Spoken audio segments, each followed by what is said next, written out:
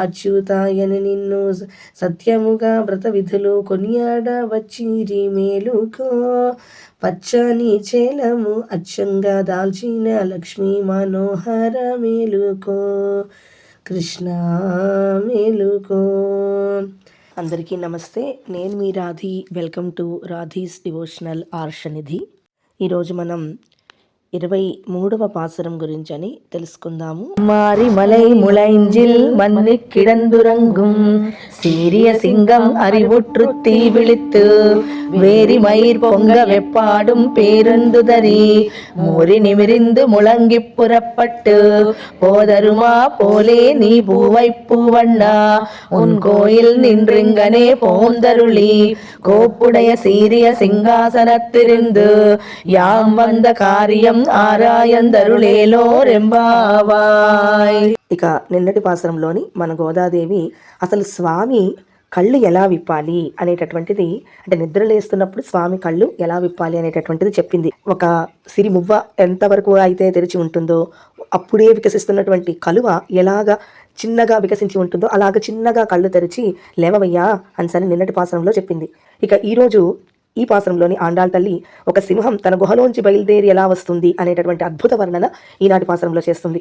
ప్రకృతి గురించి అధ్యయనం చేయాలి అంటే తిరుప్పావై చదవాలి, సాహిత్యం తెలియాలి అంటే తిరుప్పావైలోకి రావాలి, ఉపమానము ఉపమేయము అంటే కంపారిజన్ వాటి గురించి తెలియాలి అంటే తిరుప్పావై చదవాలి. ఇక అసలు అది ఇది అనేటటువంటి నియమమే లేదు. అసలు మనకు అన్నిటికీ కూడా ఒక క్వశ్చన్స్ లాంటివి, ఒక సవాళ్ళు విసురుతుంది తిరుప్పావై. అన్నింటికీ కూడా ఇదే మూలం, ఇక్కడి నుండే బయటకు వచ్చినవన్నీ కూడాను. ఈరోజు అమ్మ స్వామి సన్నిధానానికి చేరి స్వామిని మేల్కొల్పోయేటటువంటి పాసురం. ఇక భగవంతుడిని సన్నిధానానికి చేరిన తర్వాత భగవంతుడు భక్తుల పట్ల సర్వాత్మనా చెందే ఉంటూ వాళ్ళు ఆదేశించినట్లుగా తను ప్రవర్తిస్తూ ఉంటాడు. అందుకే నిన్న స్వామిని వాళ్ళు ఎలా కళ్ళు తెరియాలో వాళ్ళు ఆదేశించారు. ఈ రోజు పాటలోని గోదాదేవి స్వామిని లేచి క్రమంగా ఎలాగ నడిచి వచ్చి సింహాసనంపై కూర్చుని తమ మొరలను ఆలకించాలి, అసలు ఎలా నడిచి రావాలి అనేటటువంటిది గోదాదేవి చెప్తోంది. అసలు నిజంగా భగవంతుడు అనేటటువంటి వాడికి మనం ఏమైనా చెప్పాలా? ఏమీ చెప్పకలేదు. కానీ వీళ్ళ యొక్క భక్తి ఆయన్ని అలా కట్టి పడేస్తుంది అనమాట. అసలు గోదాదేవి యొక్క తిరుప్పావై కొన్నింటిని తనతో పాటు సమానంగా తీసుకుని వస్తుంది. అందులో మొదటిది మనకి బయటికి ఒక గోపికా కృష్ణుల కథలా కనబడుతుంది ఈ తిరుప్పావై. రెండవది తిరుప్పావై యొక్క సారాంశమే వేదము కనుక ఆ తత్వాన్ని సాక్షాత్కరించుకోవడానికి జరిగే ప్రక్రియ ఏమిటి, ఏం చేయాలి, భగవంతుడిని సాక్షాత్కరింపజేసుకోవాలి అనేటటువంటి చెప్తుంది. ఇక మూడవది మనం భగవంతుడిని చూసే స్థానానికి వెళ్ళినప్పుడు మనల్ని మనం ఎలా సిద్ధం చేసుకోవాలి అనేటటువంటి తెలుపుతుంది. ఇక మామూలుగా అయితే మనం భగవంతుడిని చూడగలిగే స్థానం ఏమిటి? విగ్రహ స్వరూపంలోనే కదా. అది మన ఇంట్లో మనం పూజ చేసుకుని విగ్రహం అయి ఉండొచ్చు, లేదు అంటే దేవాలయాలలోని పూజ చేసుకునే అర్చామూర్తి అయినా కావచ్చు. అప్పుడప్పుడు మన ఆలయాల్లోని భగవంతుడు ఊరేగింపుగా బయటకు వస్తూ ఉంటాడు కదా. ఇంకా మరి ఆ పద్ధతి ఏంటి? అది ఒకటైతే ఇక ఇక్కడ నాలుగవది ఏమిటి అంటే శ్రీకృష్ణుడు తన భవనములోంచి ఎలా బయటికి రావాలి, ఇవన్నీ కూడా ఆండాళ్ తల్లి మన ఈ తిరుప్పావైలో చెప్తుంది. ఇక స్వామి ఎలా రావాలో చెబుతూ వానాకాలం కొండగుహల్లో నిద్రించే సింహము తనంతట తాను మేలుకొని బయటికి వస్తే అది ఎలా ఉంటుంది ఆ ప్రక్రియ అనేటటువంటిది వర్ణిస్తోంది. మారిముల ఏంజిల్, వానాకాలం అనగానే విడిగా ఉన్నవారంటే ఎవరైతే సింగిల్గా ఉంటూ ఉంటారో వాళ్ళకి చాలా దుఃఖాన్ని ఇస్తుందట, కలిసి ఉన్న వాళ్ళకి ఆనందాన్ని ఇస్తుందట, శత్రుత్వాన్ని కూడా మరిపింప చేస్తుందట. యుద్ధాలు చేసేవారు కూడా వానాకాలం వస్తే యుద్ధాలు ఆపిస్తారు కదా, అందుకని ఆ శత్రుత్వాన్ని కూడా పక్కన పెట్టేస్తుందట వానాకాలం. కలిసి ఉన్న వాళ్ళకి ఆనందం, విడి సింగిల్గా ఉంటున్న వాళ్ళకి దుఃఖం అనేది ఎందుకు వచ్చిందంటే సుగ్రీవుడు రాజ్య సుఖాలతో హాయిగా ఉన్నాడు వానాకాలం సమయంలో. కానీ పాపం రాముడు మాల్యాద్రి పర్వతంపై ఉండి తనకు జరిగినటువంటి ఈ సీతా విరహాన్ని లక్ష్మణస్వామికి విన్నవించుకుంటూ బాధపడుతూ ఉంటాడు.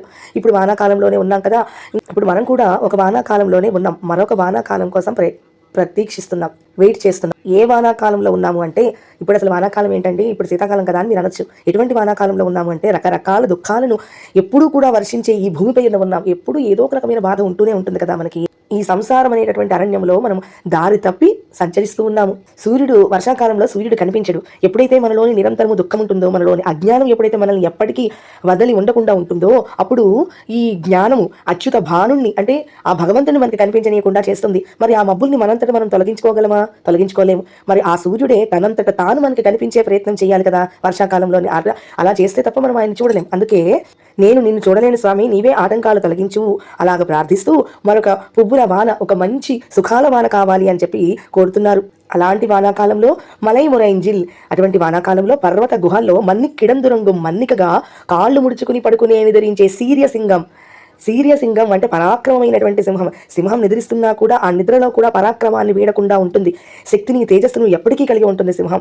ఆ సింహం తనంతట తాను లేచి రావాల్సిందే, ఎప్పుడూ కాలం లేపినప్పుడు, అంటే వర్షాకాలం ఆగిపోయినప్పుడు. కానీ అంతేగాని ఎవరు దాని దగ్గరికి వెళ్ళి నువ్వు లే అనుకుని సింహాన్ని లేపగలరా? లేపలేరు కదా. అలాగే ఆండాళ్ తల్లి ఎలా అయితే ఆ అరణ్యానికంతటికి సింహం రాజో, సాక్షాత్తు జీవులకు రారాజే అయిన ఆ భగవంతుడిని ఒక పరాక్రమమైన సింహంగా భావిస్తోంది. సింహం ఎలా అయితే గుహలోంచి బయటకు రావడం అనేటటువంటిది మన ఆలయాల్లోంచి ఉత్సవమూర్తి బయటకు రావడం అన్నట్లుగా చెబుతోంది. సీరియసింగం, స్త్రీతోటి కూడుకుని ఉన్నటువంటి స్వామి. అరివుత్తు, ఆ సింహం తనంతట తాను లేచి తీవిరిత్తు, ఒక్కసారి తన తేజస్సును తన యొక్క నేత్రాల ద్వారా కనిపించేటట్లుగా తెరిచిందిట. వేరిమయిర్ పొంగ, తన జూలును గగురుపాటు వల్ల ఒక్కసారి దులిపింది. ఎప్పాడం పేరుందుదరి, ఇటు అటు దొర్లుతూ మూరి నిమిరిందు మురంగి పొరపట్టు, ఒక పెద్దగా గర్జించిందిట. పోదరమా పోలే. అప్పుడు ఎలాగైతే ఒక సింహం తనంతట తాను లేచి తన యొక్క కంటి చూపు ద్వారా తన తేజస్సుని కనిపించేటట్లుగా చేసి తన జూలును ఒక్కసారిగా దులుపుకొని ఇటు అటు దొర్లుతూ ఒక పెద్ద గర్జన చేసి అప్పుడు అది ఎలా బయలుదేరుతుందో అలాగే నువ్వు కూడా బయలుదేరి రావాలి. అంటే ఏంటి?